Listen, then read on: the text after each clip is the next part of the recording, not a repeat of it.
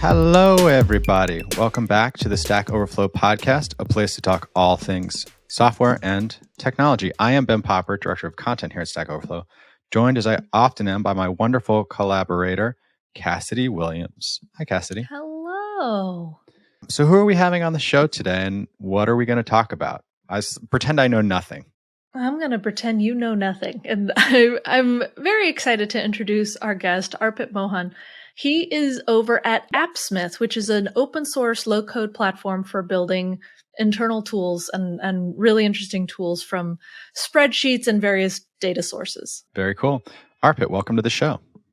Hi. Hey, Ben. Hey, Cassidy. Thank you so much for having me on today. Yeah, we're so excited to have you.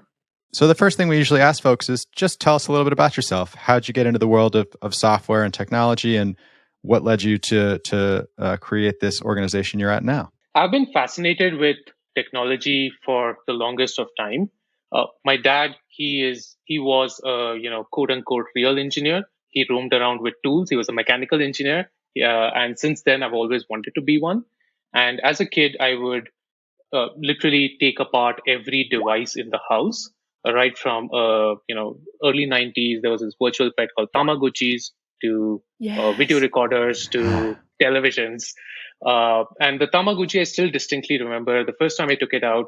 I don't know what that 8-year-old in me was expecting. I maybe expected this dinosaur to jump out at me.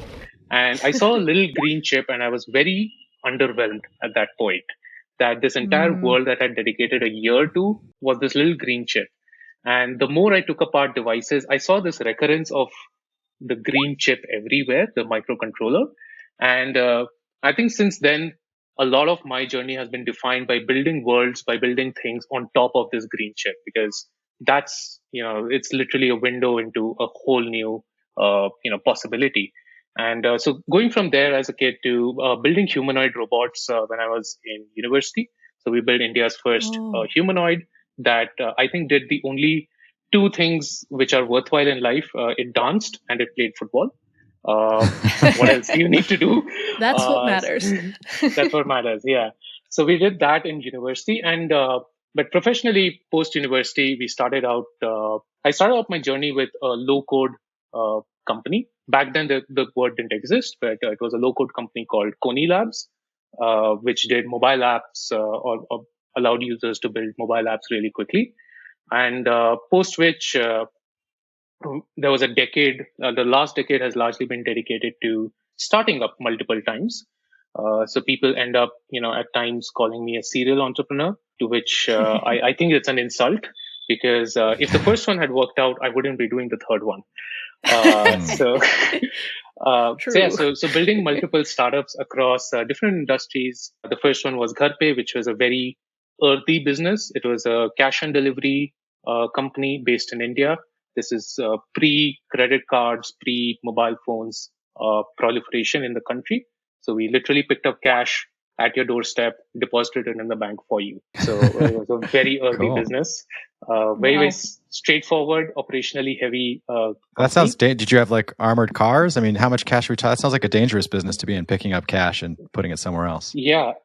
So there's a whole lot of things that we did with technology where we didn't need to do armored cars. Everybody literally roamed around on motorcycles. So and there were like strict limits on, if you have more than $500 on you at any given point of time, you have to deposit in the bank. So even if you get robbed, your liabilities may be $500. And at that point, we were doing about $1 million in cash per month. We were just transiting through us. That went well for a while. So that company got acquired, and we moved on to doing multiple things across AI, NLP, and I think we finally settled on a mobile game, which ended up going viral. Coincidentally, post Y Combinator, we did a mobile game. So we had 1 million downloads on the Play Store, had 120,000 daily users. And all of this happened within a span of, I think, 4 or 5 months. And we were 4 engineers, like 2 backend, 2 mobile engineers, and we were just trying to keep the lights on. What was the game called? Like, just quickly. What? Yeah. So sorry, the game was called Mob Show. It was a quiz game, much like HQ Trivia. if you Gotcha. remember X2 Okay. Trivia. So it was very much Yeah. like that. And yeah, so while we were kind of scaling the mobile game, we were getting about 3,000 emails or support emails a day telling us, various things. And we had one support engineer at that point. So Oh. just keeping the lights on the product, trying to do something over there, and then trying to answer 3,000 emails, we realized that, we have to build a lot of tools. We have to build a lot of stuff just to keep things going. And this was 2018. And that's when the idea we turned around and said, there has to be a better way to build admin panels, internal tools, etc. Why do I have to drop into React? Why do I have to drop into like pure Django admin and move my stack and etc.? And that's where the idea of Appsmith came about. So we literally shut down the mobile game and said, hey, I think there's a much bigger business, a much more interesting business for developers, and that's why Appsmith. And the last 3 years with Appsmith, we've been building an open source project because I'm a distributed systems person. I've spent my life trying to work on web scale systems, and for the life of me, I do not enjoy CSS. I don't enjoy designing stuff. It's been a week. That's my Achilles heel. And so with Appsmith, we open sourced it because we believe there are a lot of engineers, a lot of growing product teams out there that require these admin tools, dashboards, etc., to be built inside their company for their own use cases. And they either do not have the skill set or the interest or the bandwidth to do so. So it's just making it easier. And that's also why we open sourced it for everybody to use. And and today I think Appsmith is a decently successful or averagely successful, I would say, open source project. It's an awesome project too. I've only played around with it a little bit, but the fact that you can still write JavaScript, but it's still technically a low-code tool. Like I can do as much dragging and dropping as I want and play with spreadsheets and stuff. That's pretty nice for building those kind of quick front ends for various things. Yeah, we explicitly, allow within Appsmith, we explicitly said that, we're going to allow wherever you can write English, you can write JavaScript.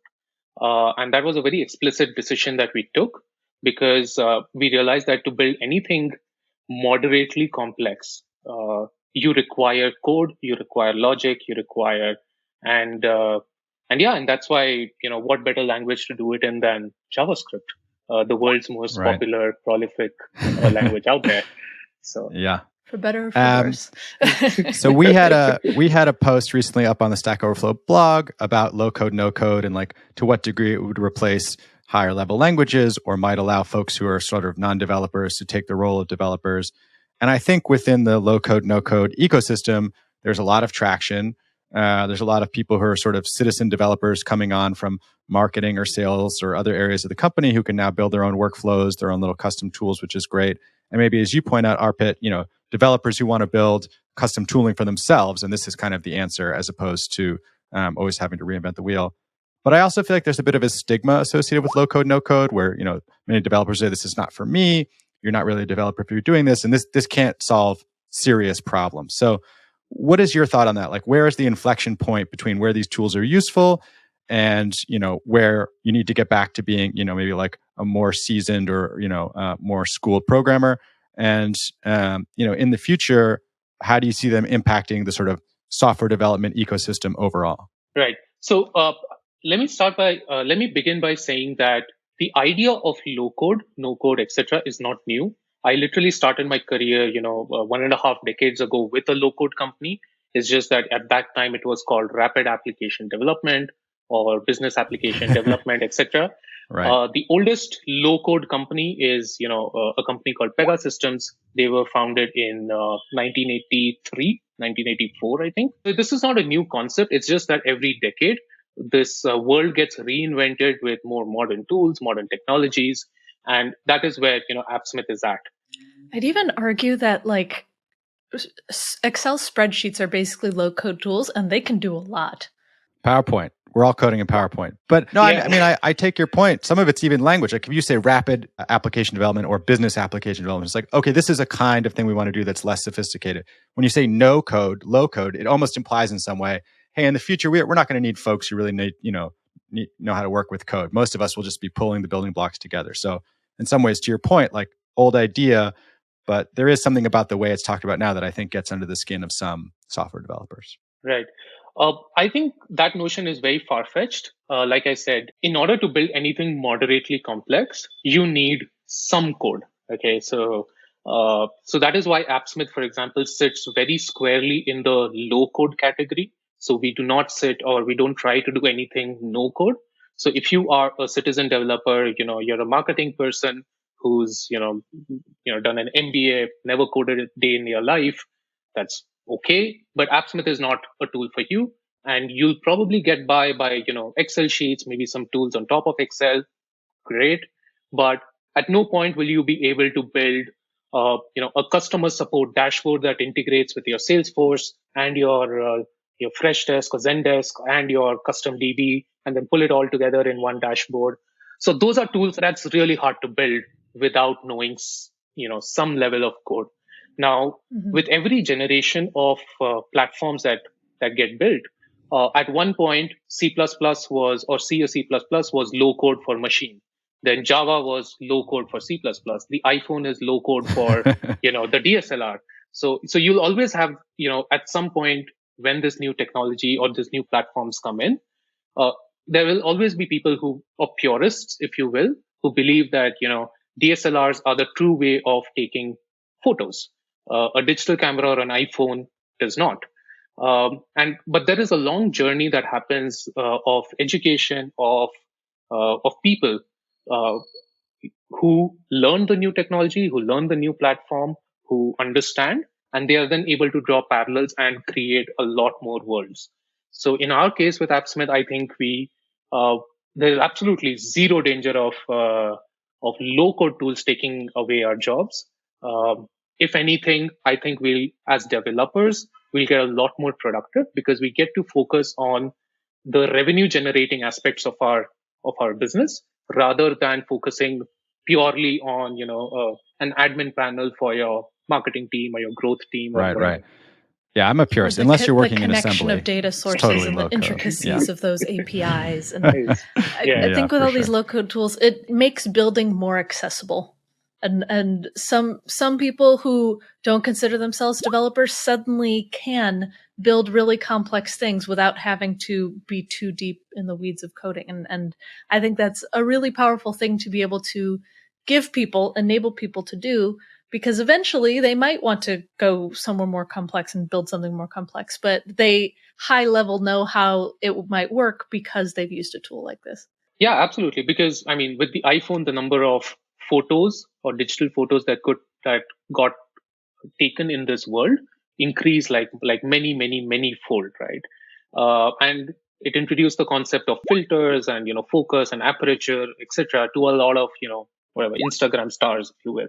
So similarly with low code as well, it's going to happen where, because you can now build a lot of things really quickly, so you get to the acceptance point really quickly, and then you're able to build some fantastic stuff that you probably did not think of 5 years ago, 10 years ago, that was possible in this period of time. You just get to that point, that wow moment, very, very quickly. And that opens up whole new possibilities. I have a fun story. One of my old coworkers, she does not consider herself a developer. She does not like coding. She's just like, coding's not for me. It'll never be for me. But she's very into spreadsheets and tracking different things that she does in spreadsheets. And she figured out a way to connect her spreadsheets to a low-code tool that allowed her to make iPhone apps to continue to track just some of her own personal data, recipes and tarot card readings and all kinds of stuff, weather tracking stuff around her house. And she kept making them more and more complex to the point where she was writing scripts, but I don't think she realized she was writing scripts. And the more she played with it and the more she was showing me, I was just like, this is a very complex app that you've built. And she's like, I didn't build it. I just kind of stitched things together. I'm like, no, I could not build this. And I'm a developer. You did a great job. And it's that kind of thing where these tools enable you to build really powerful things, whether you realize you're coding or not. Yeah, that's a great, you kind of, and at the end, you're like, did I build this? Like, how did I get here? Yeah. So Arpit, what are some of the things you're excited about that maybe you have on the roadmap? You mentioned, any place you can write English, you can write JavaScript. Are there ideas you have that would enable Appsmith to work with new technologies or frameworks? Are there things that, since it's open source, a lot of people are asking for that you think will be important to bring to the platform? Oh yeah, there's a very very long list of things that people ask for, and I think that's awesome. That's the charm of being an open source project. I love that aspect of open source worlds. Uh, I think down the road we have quite a few things up our sleeve. The first is improving the debugging and the ability to write code and that experience. So today we have an editor that we ship with, along with the Appsmith IDE overall. So you can write, full. It has ES6 support. You can write async await. You can use promises, etc. Nice. So the code writing part is there. I think the part where I think we need to improve on and we're working very hard on is the debugging capabilities, where you can add debug points and do basically whatever you can do in VS Code or WebStorm, you can do it within the Appsmith world as well. So that's one thing I'm like super excited about. Apart from that, there are a lot of I think future integrations that we're looking at. So we have about 17 or 18 or database integrations that we already have, and so we're kind of expanding that list so that more users in different sort of environments are able to kind of consume their data and use Appsmith for that. And the last is the app building capability around mobile responsiveness, the ease with which you can rearrange or generate beautiful apps, if you will. So today, the default application that you create on Appsmith, to be honest, if I was being very very honest, it looks okay. It doesn't look like the greatest thing. It works. It works. It looks okay. But I think in order to get more people excited about the product and the output of Appsmith, we're investing a lot in our design and capabilities so that the first app or the default app that you create absolutely blows your mind. So those are some of the things that we are like super excited about, and hopefully in the next few months we should have a bunch of them already in the hands of users. And so if people want to contribute, do you have certain ways that they should? Do you want them to follow certain contributing guidelines? Is it kind of like pick a feature and go, pick an issue and go? What's your typical process around that? So a typical process is if you're new to the Appsmith code base or the repository, we have a list of good first issues. So you can come on our repository, filter by good first issues. We have a contribution guideline as well, where we've explained different parts of the code base. So if you're contributing on the client side with React, where should you find some stuff? If you're contributing on the server side with Java, where can you find some of the files that will probably be more relevant for you? So we have a contribution guideline as well. So a great way to kind of contribute is to find a good first issue or find an issue that is up your alley. Most importantly, sort of talk to us before you kind of actually pick it up, because a lot of times it happens where you might just be going on a different track that we don't want anybody to make an effort and put in their time and for us to then not accept that pull request for whatever reason. So please claim that issue. I mean, just comment saying, hey, I want to do this. We'd love to kind of help you contribute as well. So a lot of our team is out there to help. So claim the issue, talk to us at least once before you actually do something, and then just raise a pull request. And from there on, it's the robots take over once the pull request comes up. So. Very cool. All right. We've mentioned that before. So a good first issue is a good place to start if you're listening. And yeah, that's solid advice for everybody. I hope some folks who are listening end up contributing to your project. And Hacktoberfest is coming up, so it'll be a good time. Hacktoberfest is coming up. Oh yeah. Get your PRs in. Hacktoberfest, the biggest celebration of open source. Like super excited about Hacktoberfest. I mean, that's literally why I got into open source, and I'm really glad that this is a chance for us to kind of give back to the community that's helped us get here. All right, everybody, it is that time of the show. I want to shout out the winner of a lifeboat badge, who came on Stack Overflow, saved a question from the dustbin of history, and helped to spread some knowledge around the community. Thank you to Beelzebub, awarded August 30th. They answered the question, how can I design a custom alert dialog with rounded corners and a transparent dismiss button? This was asked 5 years ago, and 15,000 people have gone on to make some great rounded corners. All right, I am Ben Popper. I am the Director of Content here at Stack Overflow. You can always find me on Twitter at Ben Popper. Email us with questions and suggestions, podcast at Stack Overflow. And if you're listening to the show and you like it, you should probably leave us a rating and a review because it really helps. I'm Cassidy Williams. I'm newly the CTO at Contenda. You can find me at Cassidoo, Cassidoo, on most things. Yeah, and I'm Arpit Mohan. On most places, I'm at the rate Mohan Arpit, MohanArpit. You can find me on Twitter most of the times. And otherwise, you can shoot me an email at arpit@appsmith.com. Terrific. All right, everybody. Thanks for listening. Go out and make some apps. Use low code, no code, lots of code, heavy code, whatever kind of code you like. And get ready for Hacktober and make some contributions to open source. Thanks for listening, and we will talk to you soon.